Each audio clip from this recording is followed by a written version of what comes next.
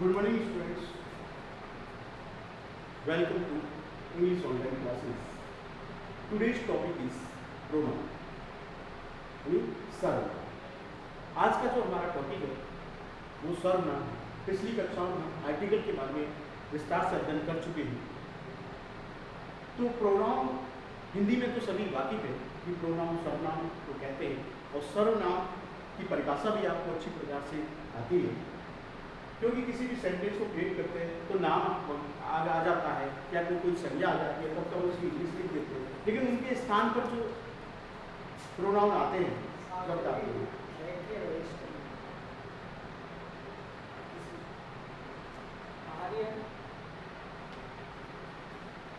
तो उनकी इंग्लिश अपन उनके स्थान पर कौन सी लिखेंगे, तो उसके लिए विशेष ध्यान करना पड़ेगा। कौन कौन से शब्द कौन से प्रोनाउन में आते हैं, कितने प्रकार के होते हैं, तो इसका भी अपन ध्यान रखें।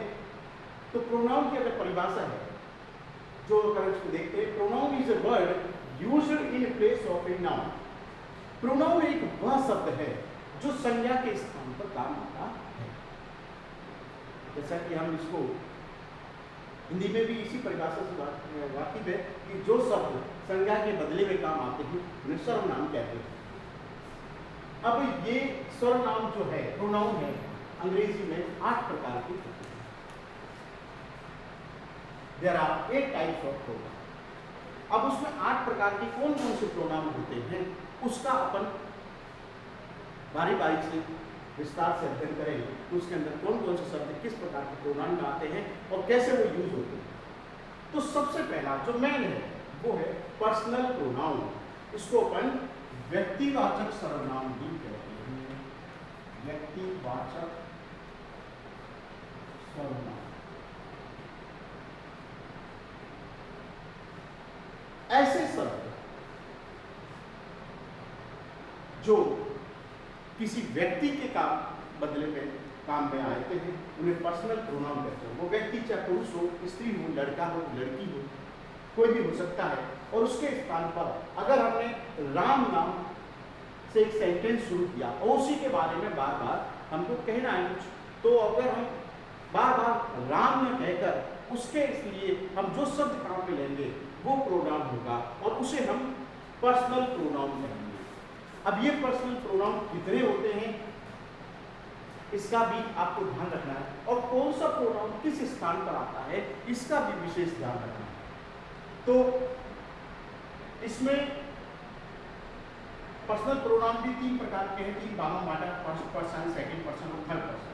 अच्छा, फर्स्ट पर्सन वो होता है जो व्यक्ति बोल रहा है वो स्वयं अपने लिए बोल रहा है, तो वो फर्स्ट पर्सन के प्रोनाउन होंगे।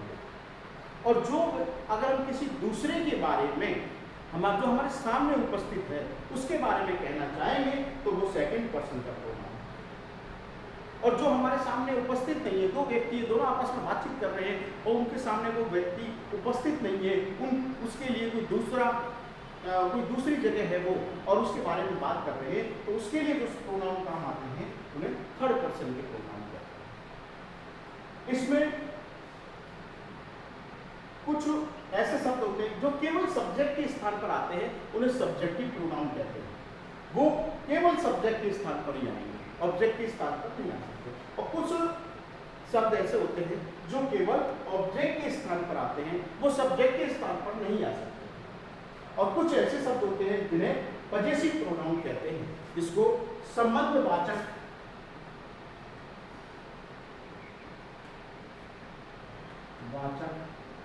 सर्वनाम, जो दो व्यक्तियों के बीच में संबंध दर्शाएंगे। ये दोनों स्थान पर आ सकते हैं क्योंकि ये अकेले यूज नहीं होते हैं, इनके साथ कोई भी नाउन अवश्य आती है। My school, your father, his house, ऐसे इनके साथ कोई भी नाउन अवश्य आता है। इसी प्रकार ये हो जाएगा कर्मवाचक सर्वनाम,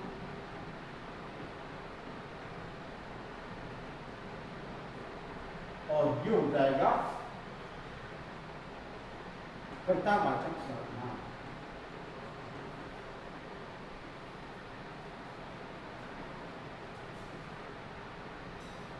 अब इसमें देखिए फर्स्ट पर्सन में आई और वी।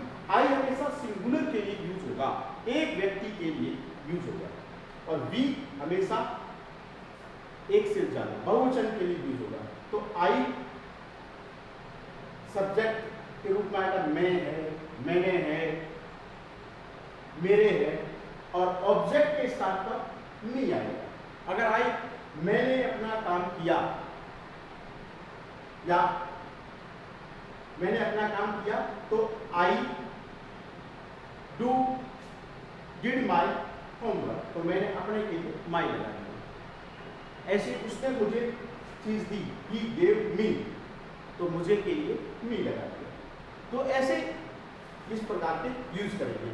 और वी, अस, अवर, ऑब्जेक्ट के स्थान पर अस आएगा और पजेसिव के स्थान पर अवर आएगा।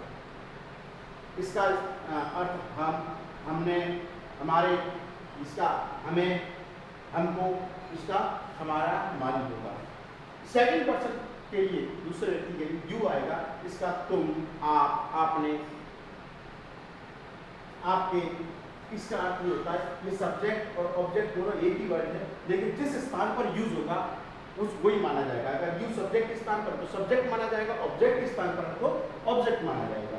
और योर इसका पजेसिव होता है, इसका मतलब आपका, अपना, ये सब, इन सब का अर्थ अपना भी होता है, लेकिन वो इसी के लिए आएगा। मैंने अपना काम किया, उसने अपना काम किया, या तो तुमने अपना काम किया, तो उनके लिए वो शब्द का ये पूरा ग्रुप है, उसी के अकॉर्डिंग ये काम आएगा। फिर थर्ड पर्सन बोलते हैं, उसमें ही, सी, इट और दे। ही, सी और इट एक वचन में काम आते हैं और दे हमेशा बहुवचन में काम आता है। ही का ऑब्जेक्ट होता है हिम और सी का ऑब्जेक्ट होता है हर। इनका पजेसिव होता है ही का हिज और सी का हर। इसका अर्थ उसने, उसके, वह, इन दोनों का अर्थ सेम होता है, लेकिन ये इस पुरुष के लिए, ये स्त्री के लिए यूज होते हैं। और इट किसी वस्तु या जानवर के लिए यूज होता है। इसका इसने या उसने दोनों के लिए यूज होता है। और वे अर्थ होता है इसका बहुवचन में हमेशा आता है, वे, उन्होंने, उनके, तो ऐसे अर्थ इससे दे के होते हैं। और इसका ऑब्जेक्ट होता है दे, उनको, उन्हें, और देयर इसका ये पजेसिव होता है। बहुवचन में भी अगर आपको पजेसिव लगाना हो तो देयर ही लगेगा। सिंगुलर में पजेसिव लगाना हो तो हिज, हर लगेगा। थर्ड पर्सन अधिकतर ये हर, हिजो है, हर यूज होते हैं थर्ड पर्सन में, और इसमें बहुवचन में देयर यूज होता है। तो ये आपका था पर्सनल प्रोनाउन, और इस प्रोनाउन का आपका बहुत जगह यूज में आएगा। सेंटेंस को क्रिएट करेंगे तो भी ये प्रोनाउन ज्यादातर यूज में आते हैं।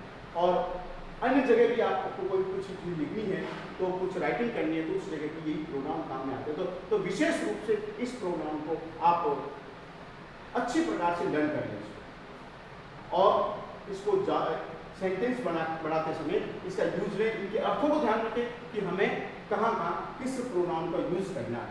तो ये आपका पर्सनल प्रोनाउन था। अगली क्लास में अपन इसके अलग प्रकार के बारे में पढ़ेंगे, जो अन्य जो 7 प्रकार जो बच गए हैं, तो बारी बारी से अपन इस क्लास को, उसमें क्लास में अपन प्रोनाउन के बारे में लर्न करते चलेंगे। जय हिंद, जय भारत।